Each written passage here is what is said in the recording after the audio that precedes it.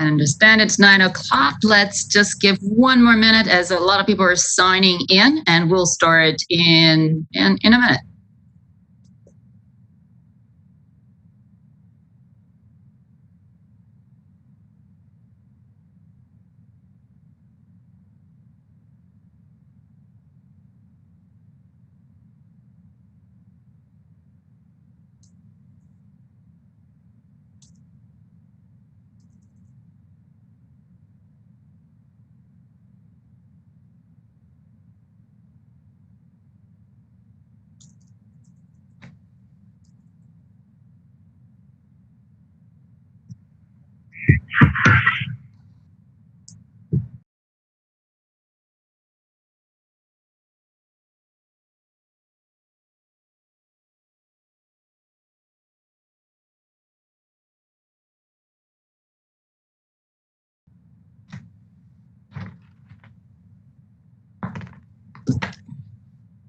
Well, good morning. Let's get started then. Good morning, everyone.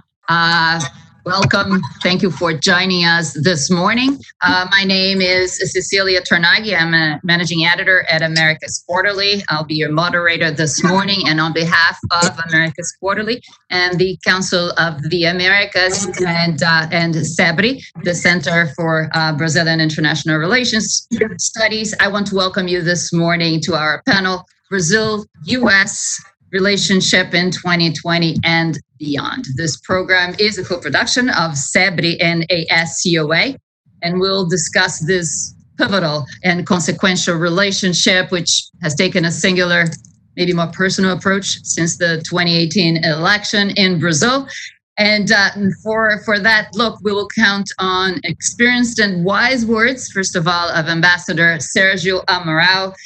Hard to think of a person with a more unique position to discuss this moment. He was, of course, Brazil's top representative in Washington, D.C. just up to last year.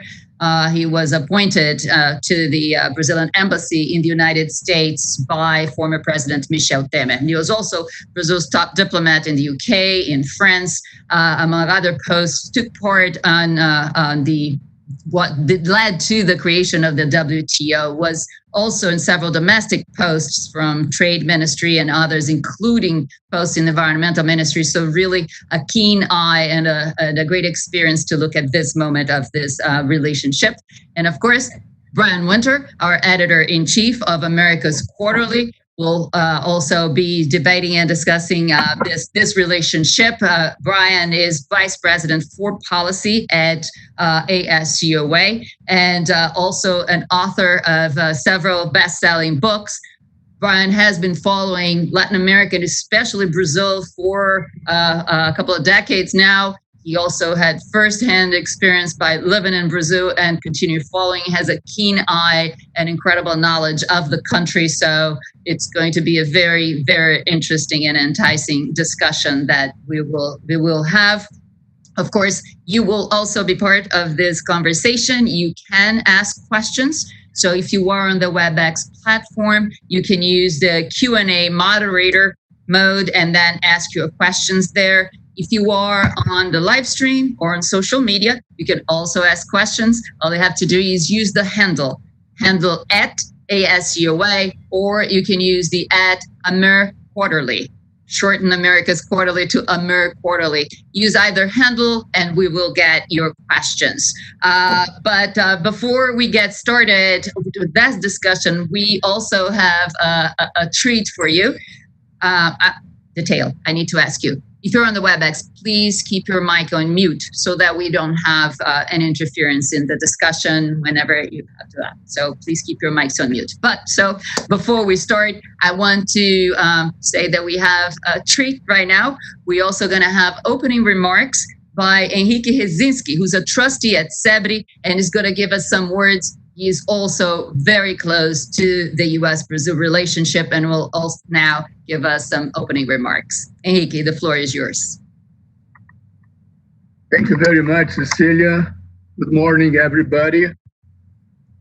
It's a great honor on behalf of SEBRI to partner with the Council of Americas in promoting this debate on Brazil-U.S. relations into 2020 and beyond. Just a few words on what we have been doing at SEBRE. We have a dedicated working group dealing with the U.S.-Brazil relations, basically aiming to study and propose actions to deeper this relation. Our perspective is to structurally look beyond our present both administrations, but also use the present window of opportunity to revisit or propose new initiatives in areas, some delicate areas such as defense, security, also science and technology, commerce, investments, infrastructure, energy, public health, and others. And also including a geopolitical dialogue between our two countries. And for sure, the next elections in the US has also been objects of our debates. This is exactly why we are so eager to hear both Ambassador Amaral and Brian on this very important topic. I wish you all a very fruitful debate. Thank you.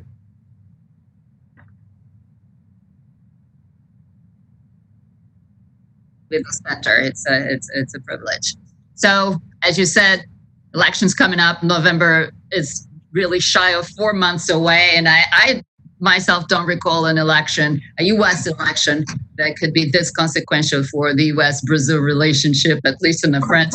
And few Brazilian presidents, if any, have turned this relationship as personal as we have seen with President Bolsonaro and President Trump. So now we have November coming up, and I would like to start with you, Ambassador Amaral. You arrived here. You were here exactly to work, improve on this relationship, and it had been bruised by spying scandals. That was the coming out of the impeachment and put everything in the back burner for international relations. So, and you oversaw the initial strokes also of this new relationship, the Bolsonaro-Trump since there. So, where do you think we are today? Where do you see the Brazil-U.S. relationship today? Good morning, Cecilia, Brian, Enrique. It's good to see you here. I'm very happy to participate in this important discussion. I think the relations are good.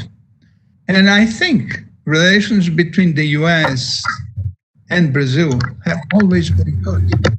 And why? Because we have a very strong background. We share many principles. We have the same heritage from ideas and culture and history. From the Romans and Greek, they provided us with the most important values we have. And at the same time, we have recently been working together, and I think in a very effective way. When I took over the embassy, I concentrated on a few projects, and I was happy that by the end of my tenure, some projects have made substantial progress. For instance, the safeguards agreement on technology, which will provide us to reopen or expand the Alcantara space base in the area of the economy, in trade facilitation, for instance, and in the area of defense, which is a singular area, because no matter what governments we have in both Brazil and the US, the military have their own track and they keep working. And when I arrived at the embassy 3 years ago, I realized that many of the projects taken by the military were working. So I think the election by President Bolsonaro in Brazil strengthened even more this relationship because of the affinities that he shares with President Trump. And as you know well, the good relations between two presidents are very important for making progress in the different areas of cooperation. We have a strong network of affinities, a network of cooperation in the most different areas. As ambassador, sometimes I realized that we had cooperation, and an important cooperation in areas I did not expect. So I am confident that the cooperation is good. I think the friendship is good, and I think and hope it will continue.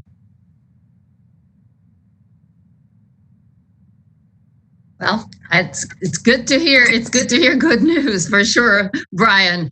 Where do you see this relationship right now, and how impactful this change in leadership in Brazil has been? Thank you, Cecilia. Good morning, everybody. I'd like to thank CIPRI. I'd also like to say what a privilege it is to be on a panel with an esteemed public servant such as Ambassador Sergio Amaral, who I'm proud to call a friend. Let me preface my remarks really briefly by explaining kind of the spirit in which I'm speaking today. I wear a couple different hats these days. I'm editor-in-chief of AQ.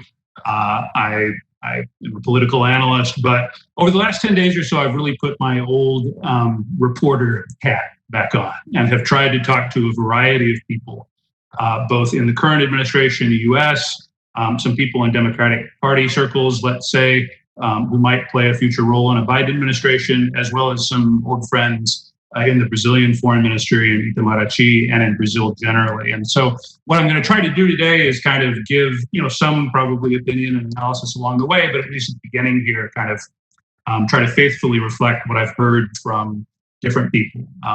I do so kind of speaking in my own capacity. I'm not affiliated directly or indirectly with either of the U.S. campaigns, and if I make any mistakes in my rendering of sort of their words and their intentions, that's my fault. My impression is that in the early days of the Bolsonaro administration, that what we had was a friendship that was in search of a policy agenda. That we had a president in Jair Bolsonaro who came into office with great enthusiasm for the United States, for reasons that I'll go into a little bit now.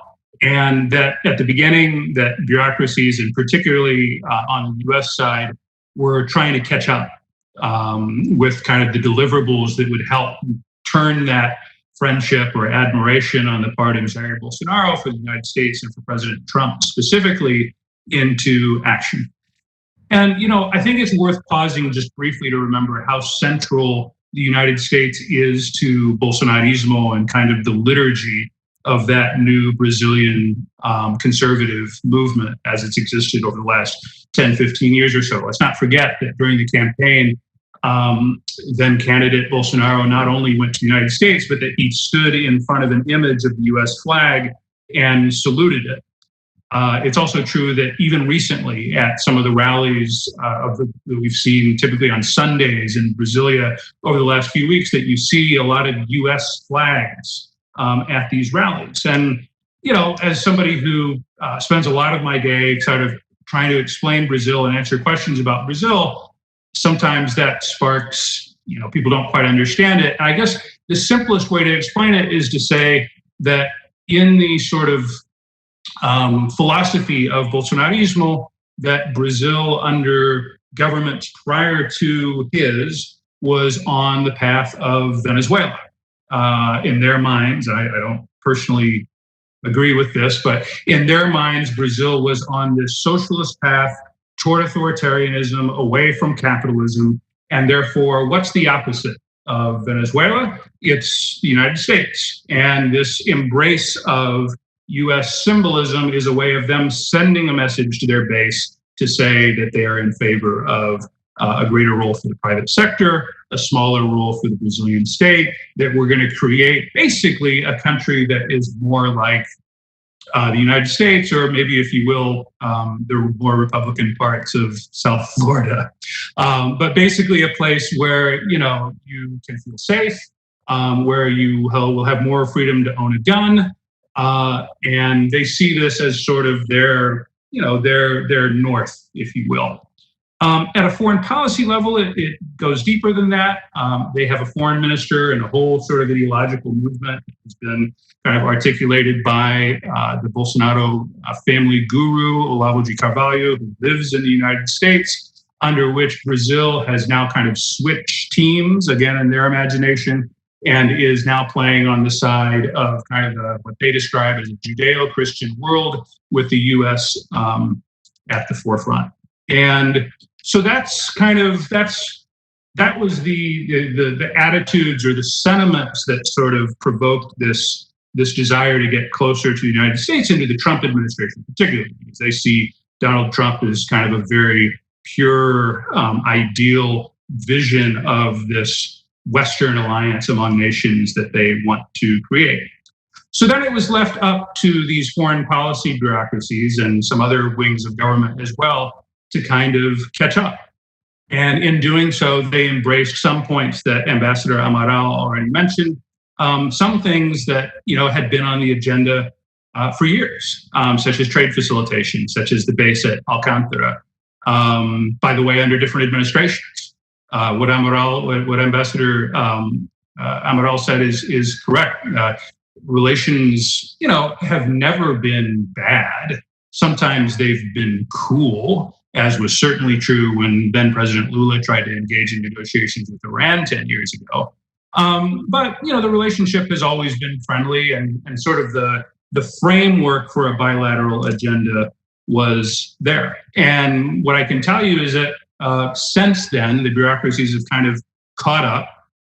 At the moment, you have two ambassadors, Todd Chapman in Brasilia and Nestor Forster in Washington, who are very widely respected, career Foreign Service officers who know the other country very well, have been very effective in terms of pushing this agenda. What it looks like in practice, these are not unimportant things like trade facilitation, things like digital trade, laying the groundwork for sort of future cooperation. A lot of people have looked at it and said, where's the big win? I get that. There's a full-fledged trade deal in the near future is probably off the table. U.S. officials have said as much. And what they're left with is sort of these important, less glamorous initiatives to push forth. When I asked one person who was part of the U.S. government what they would point to as a sign of sort of progress, or what's the deliverable been in this relationship, this person said, well, we just signed a deal for Maine lobster to be exported to Brazil for the first time. And I'm a journalist by training. We're cynical by nature. I can probably hear people sort of scoffing a little bit as I say that. But the truth is, you put together a lot of things like that, and it does add up to something.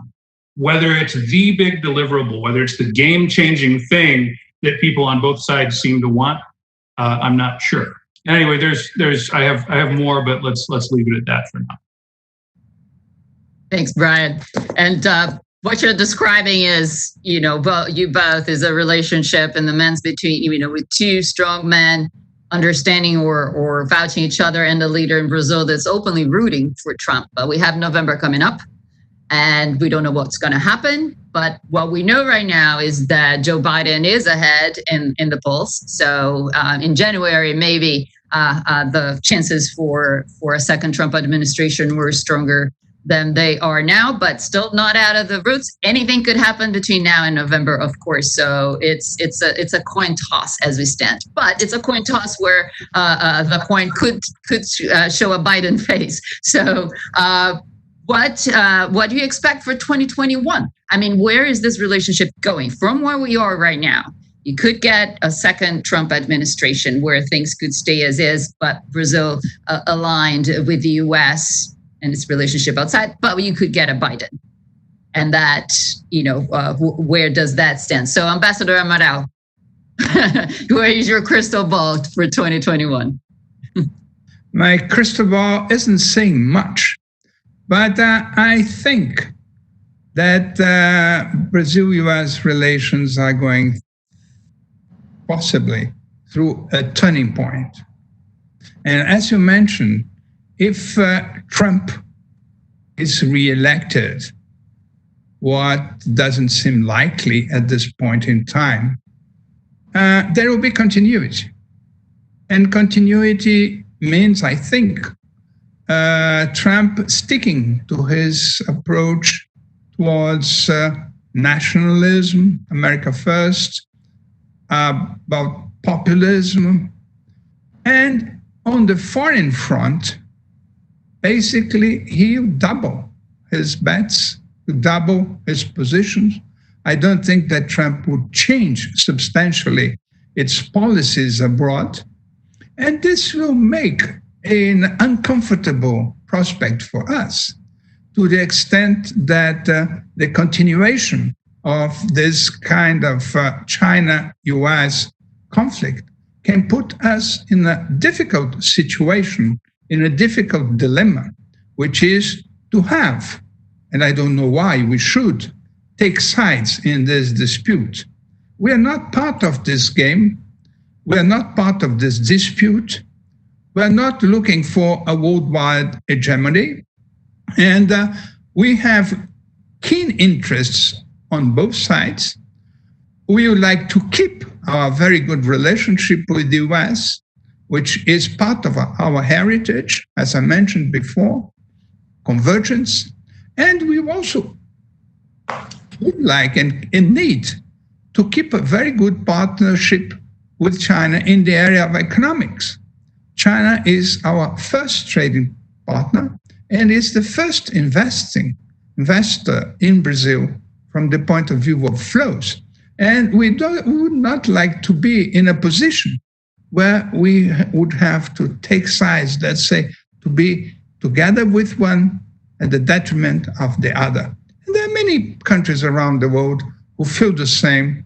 And I think if this confrontation deteriorates, of course, we will have to look for other alliances, strengthen other alliances with Europe, for instance, with Latin America, in what will be a change in the balance of power of a multilateral world. Now, if we take Biden, I think that Biden should be very interesting, because I think he inherited two important social movements of his campaign.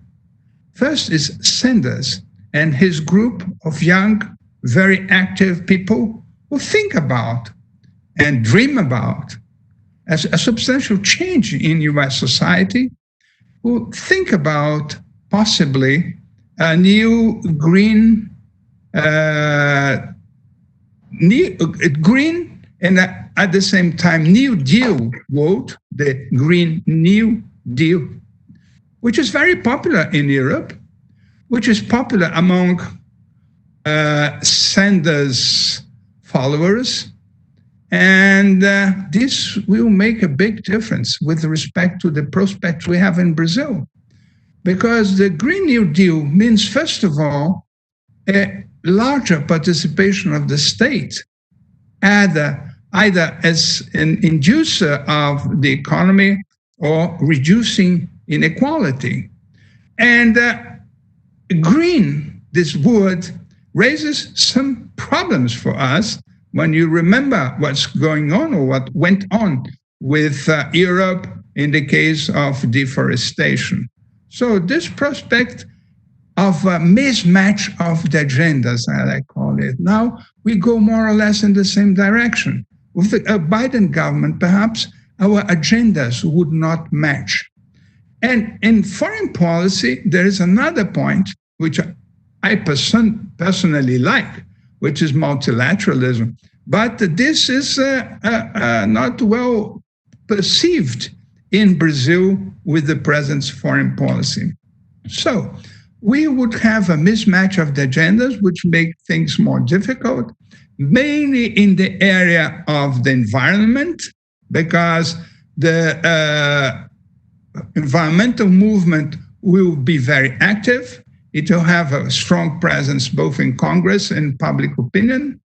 And we will have to do more in order not to have too much noise in this relation.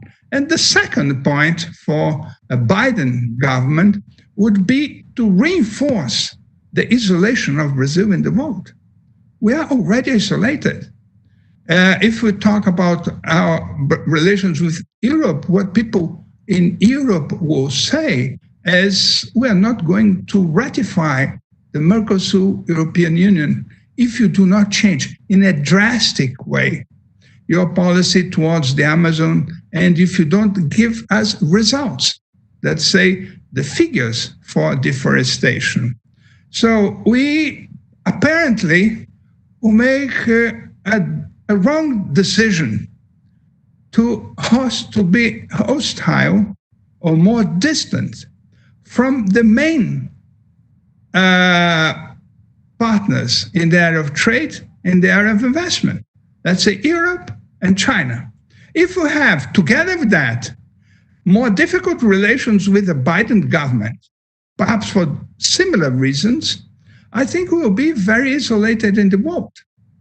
And many of our projects, domestically and also internationally, may be jeopardized. As to domestic policy, I think it will be quite curious because the United States will probably go in one direction, which is more presence of the states. That's what Sanders proposed, for instance, and he has a strong group with him. And what we're doing in Brazil, we are going in an opposite direction. We have delayed for some time being a more convicted, market-oriented government. And at the time in which we want to have much less state, much more open economy, the world is going in a different situation. Once again, we are delayed vis-a-vis the world because what we are doing is what we might have done more in the 90s. We're doing now, and we'll be, again, isolated with respect to the overall trend of the world. Picture of further isolation is that you painted a nice picture of the Brazil-U.S. relationship, but these two are not in a vacuum, right? We are part of a globe where other nations abound, and even if it's the largest economy, Brazil can't rely on U.S. alone. But so, Brian, you said something very interesting. Also, friendship in search of a policy. I love that quote. But where does it take us in 2021? What is your take of the possibilities of the situation for Brazil-U.S. given the coin toss in November?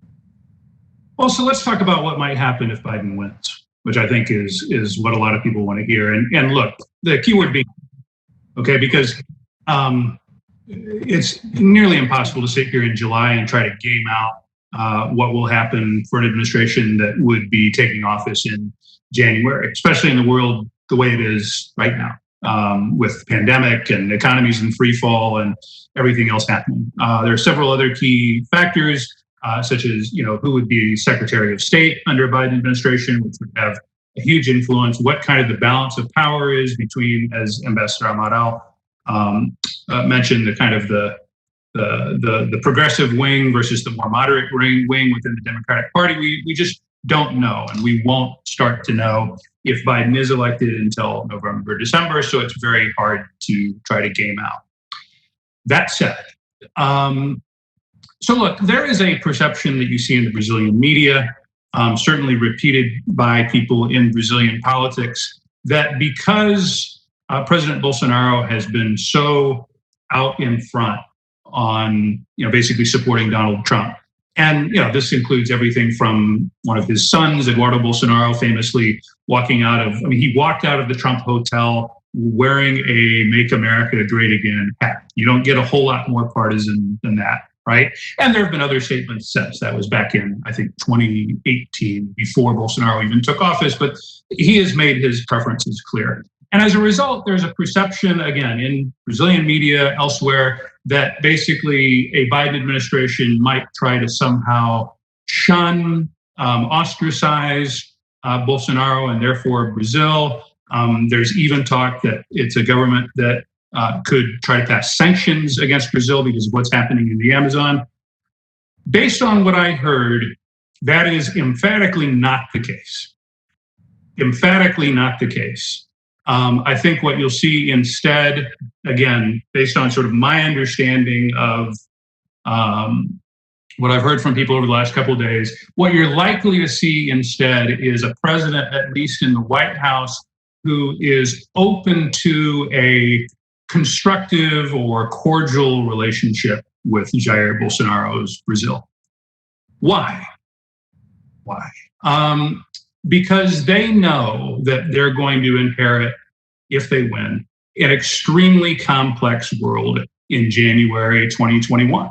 It's going to be a Latin America and a Western world generally that's going to be clawing its way out of an extremely deep recession. And they are going to need all the help they can get. They also seem to understand, and this is an area where the Democratic Party establishment has perhaps evolved over the last couple of years, they are increasingly prone to see China as an adversary and understand that Brazil is an important partner in that division. And look, what Ambassador Amaral said about, gosh, I hope we don't have to choose sides, is a very common sentiment in Brazil for very just patently obvious reasons, because of trade and any number of factors, as well as the general Brazilian preference in foreign policy circles going back decades prior to this administration for a multipolar world, which was always part of kind of the Brazilian foreign ministry doctrine. But so, look, there would definitely, Ambassador Amaral used the word uncomfortable, I think, to describe what a relationship might look like. I think the relationship would probably be at a personal level a bit uncomfortable. But I don't think, based on what I've heard, I don't think it would be hostile, at least not on day one. I think that, you have a person in Joe Biden who has the instinct, maybe realistically, maybe not, of trying to give leaders the space to do the right thing. Now, the question becomes whether President Bolsonaro would take advantage of that space. And this is where, to put a little bit of my own analysis in there, even if a Biden administration comes in on day one with a more constructive attitude toward Bolsonaro's Brazil than people expect, they may be bound for conflict anyway. Now, let me very briefly explain why. The Amazon issue. It's pretty simple. The Amazon issue is not going to go away. And you have a government that both publicly and behind closed doors, talking about the Bolsonaro government here, continues to believe that what it has is a public relations problem, a perception problem, instead of a reality problem. And as long as they believe that problem, I believe, is unlikely to be addressed in a meaningful way. And they've gotten some cover from the Trump administration on this issue. You had the huge controversy back in 12 months ago, last summer in the Northern Hemisphere. President Trump provided some cover.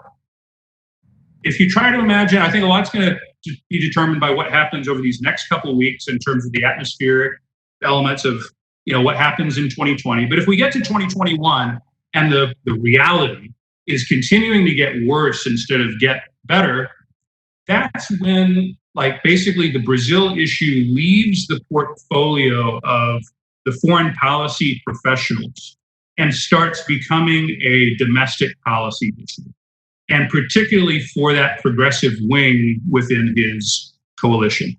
And that's where I think, even if it starts off less hostile than some people think, if that issue continues to remain, if it continues to get worse, and if the progressive wing of that government takes notice, that's where I think things, you could start to see fireworks. As a matter of fact, there's a question that came in on WebEx right on that point.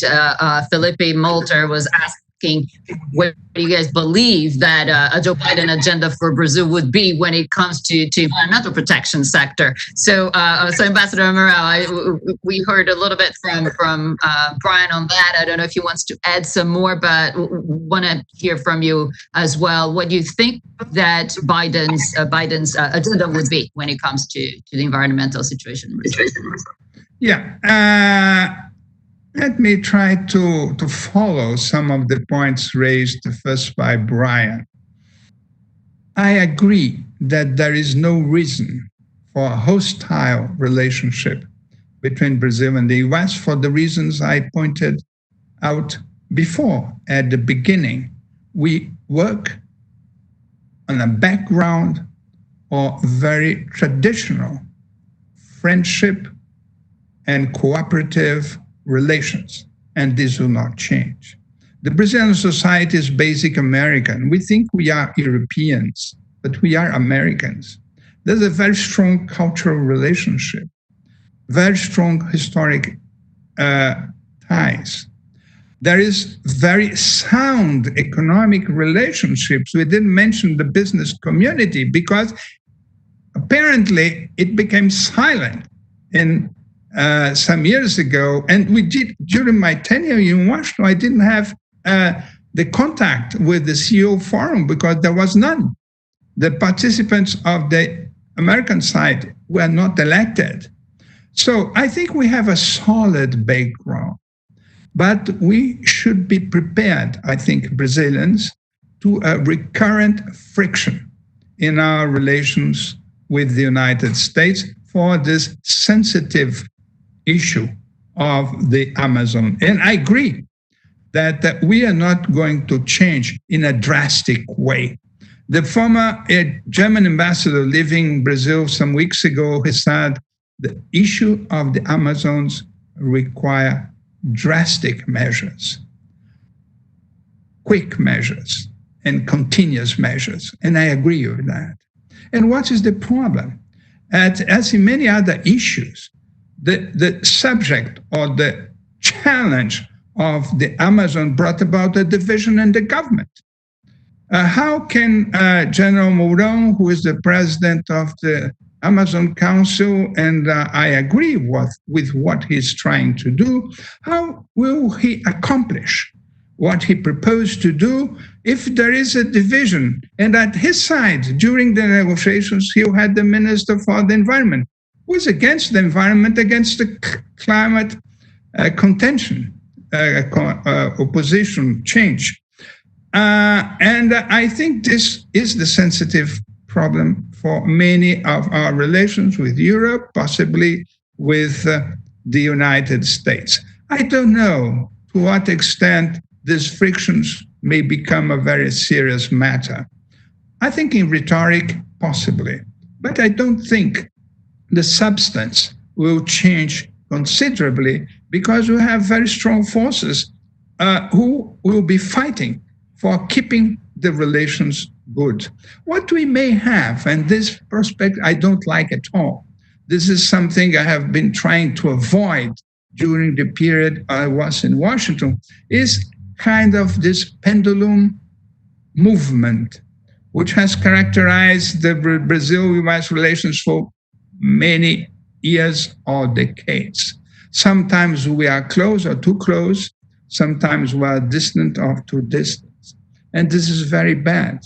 I think we should reach, and this was the main thrust of my effort in Washington, to reach a mature relationship in which we don't have a pro or against position vis-a-vis the United States a priori.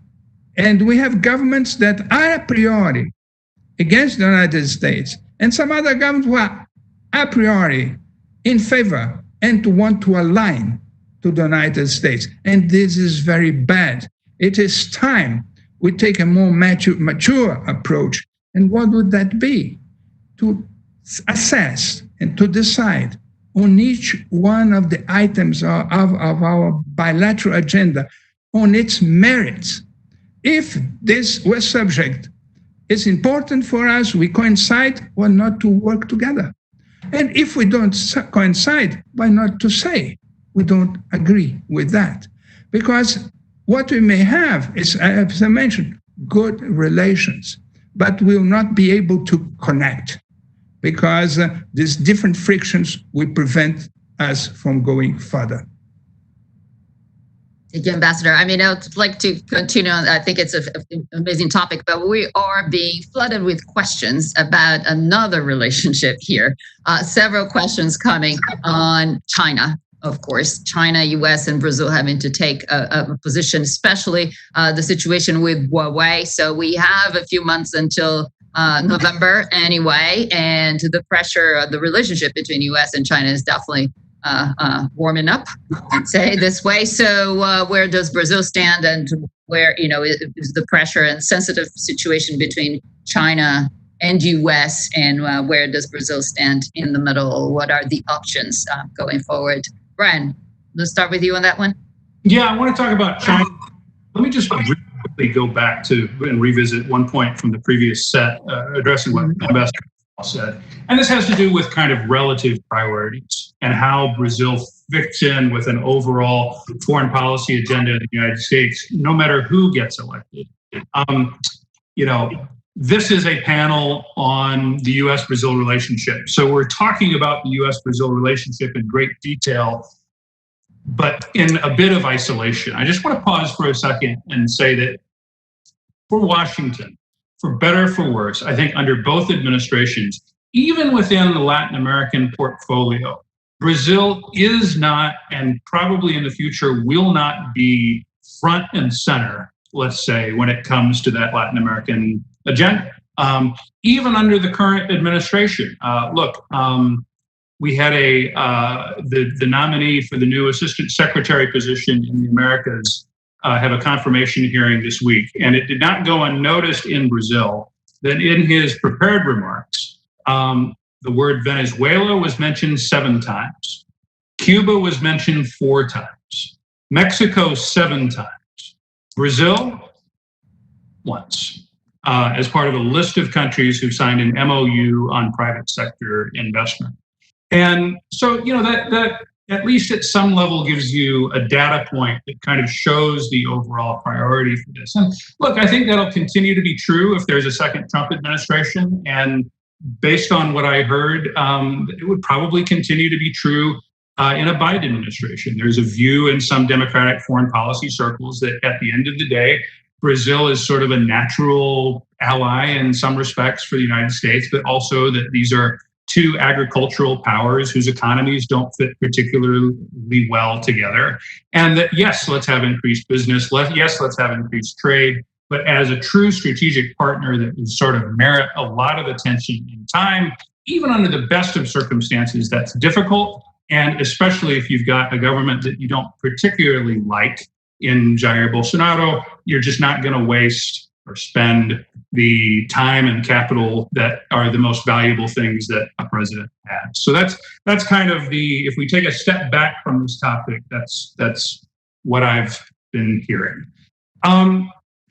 As far as the China question, look, the true authority on this is Ambassador Amaral. So I'll be very brief and just repeat back something that I heard recently from, let's say, a decades-long practitioner of Brazilian politics, who said to me on this question, he said, Brazil has to take advantage of our strategic advantages. What is our strategic advantage? We are far. Okay. We are far away. We are on the periphery. And what he meant by that is basically, I hope we don't have to choose. And if we do have to choose between one country or the other, if we are returning to a 20th century Cold War style bipolar world where you sort of have to be either the white piece on the chessboard or the black piece on the chessboard, I hope that we get to wait as long as we possibly can to do that, because it will be traumatic no matter what we choose because of that commercial relationship. Now, that is kind of the view of the traditional foreign policy establishment, I suppose, but it's not the view of, let's say, the majority of at least the current leadership of the Brazilian foreign ministry, where you have, basically a conflict between Minister Araújo, who I think it's safe to say is a China skeptic, if not openly anti-China. And that's a debate that's happening within that administration against basically people who have a more business-minded perspective, mainly agribusiness, who don't want to see Brazil slip into that kind of binary choice for what they see as ideological reasons. That's sort of the lay of the land, and I would leave it to the ambassador to take us into more granularity. Yes, definitely, Ambassador, please. I may touch the points Brian raised and which are very important. As to the fact that the U.S. doesn't pay to Brazil attention, this is a recurrent issue. Since I started dealing with the United States a long time ago, I used to hear that. Is that good or bad? Because if the United States is very closely following Brazil, the level of interference would be higher, and our space of autonomy perhaps would be less important. I don't care about that. That's true. And many Brazilians are very upset when they come to the United States or to New York or to Washington. They go to a meeting, to a conference, and they you realize how many people from Central America are there, much more than Brazilians. I really don't care about that. This is not what matters. What matters is our capacity to go along with the United States in a way which provides good returns for both countries. If it is to be closer, under the perspective of Bolton in his book of the resurrection of the Monroe Doctrine, I would not like that. I prefer to be far away. Now, as to China, I was very much involved in China, and Brian knows that. I was the chairman of the China-Brazil Business Council for 5 or 6 years. And we did the first research studies on China investment in Brazil. And I think I know more or less well this relationship. It's totally different. We have an economic approach, and we would not like to be jeopardized by a conflict which is not ours. Why should we take sides? Why should you not consider our national interests when we look at both relations? Huawei is in Brazil. 40 to 50% of the telecom market is already in the hands of Huawei. The study made by the military, it's a very cautious study, shows that Huawei doesn't raise more insecurity than any other telecom company, because this will depend not what Huawei wishes or not. This will depend on legislation and the kind of monitoring we are prepared to ensure. I don't think this will be decided for political, technical reasons. I think it's a good idea to postpone it, and I think we will postpone it for next year, and then we'll take the decision. But what is very important with a new administration in Brazil is that the people who will be in charge, and some of them know that Brazil is a very large country with many interests around the world. And it is natural and justified that we should have economic and political space to take the decisions which are in our interest. And we have a diplomacy of our own. And this is also something that is important and I think should be respected. I would just, Investor. Yeah, go ahead. I would just note, though, that the ground is shifting really fast on this issue. And what happened in England this week, vis-a-vis Huawei and Chinese telecommunications in general, definitely was cheered by these anti-China folks in the Bolsonaro administration as, in their minds, kind of setting the stage for an inevitable, refusal or inevitable no to Huawei as part of the Brazilian infrastructure. So, and in other sort of capitals around the world as well. So it's amazing to me how quickly this story is moving right now.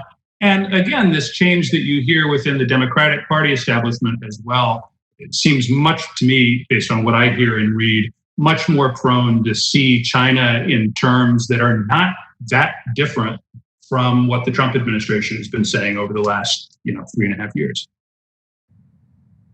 To follow up this point, because otherwise we will keep discussing China, as always happens. And if you read carefully the decision taken by the UK, it's not what the rhetoric says, because it will prohibit new purchases of Huawei equipment from January on. And you start reducing the participation in Huawei from January on. And it will take 7 years. Can you believe that this should need to take 7 years, or are the British just postponing a decision which is very uncomfortable for them? Because if you go to substance, there is very little there. But there was another point you mentioned. I think that the main problem with China, or with this dilemma, is that it is divisive in Brazil, as you mentioned. And we will create another issue of polarization, because there's a very strong part of the Brazilian society that sees no problem with having Huawei here. And there's a strong part of the Brazilian society who doesn't want us to have Huawei here. This is another item of polarization and division in a society which is already very polarized. And the word you said, a diplomacy of our own. You gotta get there. We were like almost there at our time, but I would like to raise another topic that has been some pressure on Brazil on and off, which is Venezuela. So changing for 2021, if there is a change of guard, does it change, or will there be continuous pressure on Brazil to take a stance for further action when it comes to Venezuela, Ambassador? Yes, Cecilia. First, we would like to understand pressure on what? Because if you talk about Venezuela being seen as a threat to the U.S. security, I have never seen it. When you have the document on defense and on U.S. security, they don't even mention Venezuela. What they see as a threat, it is Iran, it is Korea, it is Russia, but Venezuela is not a priority. Venezuela is a matter of domestic policy in the United States. And I think that the United States has never considered in a serious way a military action against Venezuela. I don't think we have been together with the U.S. in the context of the Lima Group in all the measures that were proposed. And we have no problem of discussing and taking measures against Venezuela in the context of the OAS. But I hope, we'll never take any unilateral military measure against Venezuela. We are quite well protected. There are 2,000 kilometers of Amazon forest. And in this sense, the Amazon forest helps us a lot. Brian, do you want to add on that? We still have another question here. If you want to add on Venezuela? Yeah, I'll just be really brief. I mean, I see some things differently on this issue. I mean, I think the impact that Venezuela has on sort of the security and well-being of the whole hemisphere as a result of its terrible crisis is clear. And it's clear in, if for no other reason than the more than 4 million people who've had to flee because of hunger and political oppression and other reasons, many of them who have come to Brazil. Now, does that rise to the level of a security issue for Brazil per se? That's, I suppose, let's just let that one go. But, what does it mean in practice? I think that there may have been an opportunity in 2019 for a change of leadership in Venezuela. It didn't happen. It seems, people who follow the story more closely than I do seem to believe that cycle alignment, that seeming alignment that we had in 2019 could potentially take years to repeat itself. I don't hear a lot of optimism for those who are looking for, a change in government. And so, what Brazil's role in that? No, I don't foresee circumstances under which there would be a military invasion of Venezuela, nor do I see one in which Brazil would participate. It's not part of its tradition. I do believe that, the Bolsonaro administration cares sincerely about what happens in Venezuela, just as the Trump administration does. A lot of it gets seen through the lens of South Florida politics, but I think some of it's heartfelt as well. I mean, as somebody who follows that crisis, my heart breaks every day because of the starvation and everything else happening there. But as what it means at a policy level, what it means for the Brazil-U.S. relationship, for better or for worse, probably not much. We are running out of time, but Ambassador Amaral, you were muted. Just that we have one last question for you, Ambassador, if you don't mind. We're running out of time. We have one last question that I'm leaving to close, which is coming from Carlos Guimarães, asking whether if we're being too optimistic of a relationship with the Biden administration, wouldn't it be probable that the Olavista side that has a large influence on today's diplomacy would try to double down? That's the question for you, Ambassador. I don't think that the Olavista group has such an influence. Many people think about the present foreign minister as too much influenced by Olavo. That's not the case. He was put in the government by the children, by the sons of the president. And I don't think this is a very important variable in our foreign policy. It has some influence. It has influence domestically, but the issues of foreign policy will be decided much more under the influence of the military, and they are very concerned about that. When I said that this was not a security threat or a defense threat, I do not exclude that this is for us a big concern from a health point of view, from a social point of view, from the deterioration of institutions, and this has to be taken care of. And the people who I think are most influent in this area are the military, because the military are very concerned with the Amazon, and many of these military people had been posted in Caracas. They know the Venezuelans' military groups quite well. They talk to each other, they phone to each other. And I think they should be, as well as the foreign minister, should be concerned about what's going on in Venezuela. But there isn't much we can do, except if you consider an unilateral measure that I don't think we'll take. Brian, your final consideration.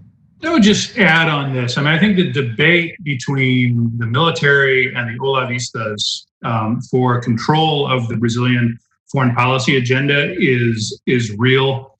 And I maintain good contacts with several people on kind of both sides of that debate. And I can tell you that they are debating each other publicly and behind the scenes every day. But interestingly, where they come together and sort of circling back to, looking into 2021, where they're more or less united is in that, I suppose you could call it nationalistic impulse, that resistance, that real distaste for the world telling Brazil what to do. That's where they end up, at least in some quarters, being somewhat united. And of course, that's a pressure point on the Amazon issue. The military has kind of a different view of this than the Olavista part, which tends to sort of just not even really think it's a real problem. They think that it's basically a cudgel that the globalists are using and the protectionists in Europe, and even I've heard the socialists and the communists are using to sort of, beat on Brazil in a public environment. The military is more inclined to embrace the data that the government itself produces. But where they meet is in this, every time the world sort of starts doing this, they do this, and it creates a dynamic that makes the problem less likely to be solved and therefore may contribute further to this conflictive environment that we may see by the middle of next year. Let us beat each other at home. Don't come telling us anything to do. Gentlemen, I think this conversation could last another, several hours. It's just so interesting. And this subject alone, I think would take us much longer, but unfortunately we are out of time. But I do want to thank you. I want to thank Ambassador Amaral very much for giving us your time here in this discussion, Brian, of course, bringing all this knowledge for us. And Henrique Rezinski, thank you so much also, and to Sebri for this partnership, which was great, the beginning of a long collaboration. And of course, to our team as well, everyone in the background that made this happen today. We wouldn't be able to do this if there weren't a lot of other people in the background helping us today. To all of you, of course, for joining us. Thank you so much. Stay tuned. Stay tuned at americasquarterly.org and ascua.org, where we have many, many programs, very interesting programs happening that we can reach from anywhere in the world. But we're still in a pandemic out there, so please stay safe and stay well. Thank you so much.